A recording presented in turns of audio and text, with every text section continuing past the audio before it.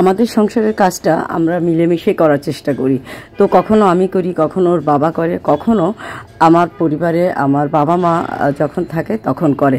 তো hello viewers, আসসালামু আলাইকুম। আমি নীলা আপনাদের সবাইকে স্বাগত জানাচ্ছি নতুন আরেকটা রান্নার ভিডিওতে। আর আজকে রান্না হবে লাল শাক ভাজি।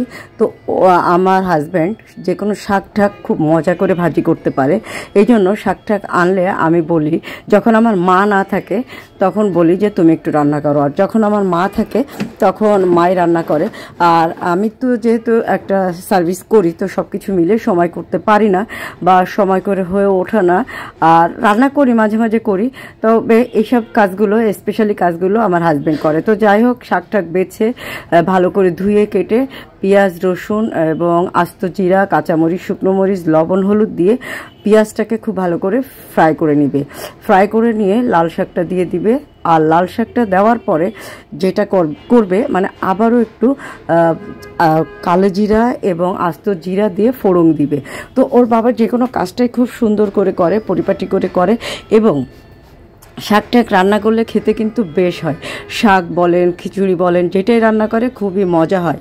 আর যেটা বলছিলাম যে বাসার কাজ সব সময় যে নিজে মহিলাদের করতে হবে এমন না, ছেলেরাও চাইলে করতে পারে।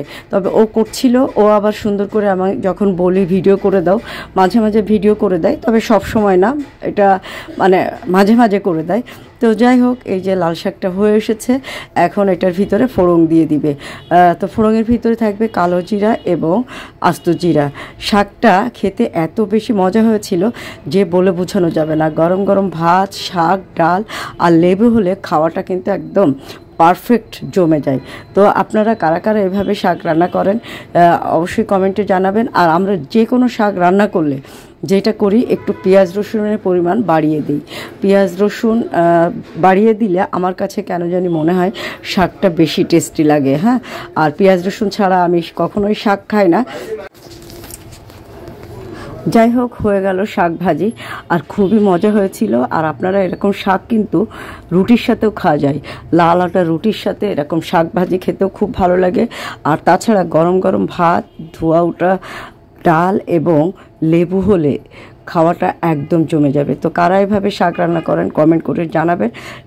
এক একজনের রান্না এক এক রকম, কেউ মাছ দিয়ে রান্না করে, কিন্তু আমি কখনো শাক মাছ দিয়ে পছন্দ করি না। আমার কাছে শাক মানেই শুধু ফ্রেশ হবে এবং ফ্রেশভাবেই পেঁয়াজ রসুন দিয়ে ভাজা ভাজা করা হবে, সেটাই আমার কাছে বেশি টেস্টি লাগে। তো আজকের রান্নার ভিডিওটা অলমোস্ট শেষের দিকে, রান্নাটা হয়ে এসেছে। আর আজকের রান্নাটা ওর বাবা কেমন রান্না করলো অবশ্যই কমেন্ট করে জানাবেন। যারা কখনো এভাবে খাননি তারা একবার হলেও ট্রাই করবেন, দেখবেন খেতে কিন্তু ভালোই লাগবে। আর শাক দিয়ে কিন্তু অনেক, শাকটা ছিল একদম ফ্রেশ শাক। হ্যাঁ, একদম ফ্রেশ শাক, তো নিজেদের লাগানো শাক বলতে পারেন, যার কারণে শাকটা অনেক বেশি ফ্রেশ ছিল। তো আমাদের রান্নাবান্না কমপ্লিট। রান্নাটা কেমন হলো কমেন্ট করে জানাবেন। আর আমাদের ভিডিওগুলো ভালো লাগলে লাইক, কমেন্ট, শেয়ার দিয়ে সাথে থাকবেন। আপনারা সবাই ভালো থাকবেন, সুস্থ থাকবেন এবং সাধারণ খাবার খাওয়ার জন্য অবশ্যই সাধারণভাবে সাধারণ জিনিসগুলো রান্না করবেন। তো আজকে এই পর্যন্ত, আল্লাহ হাফেজ।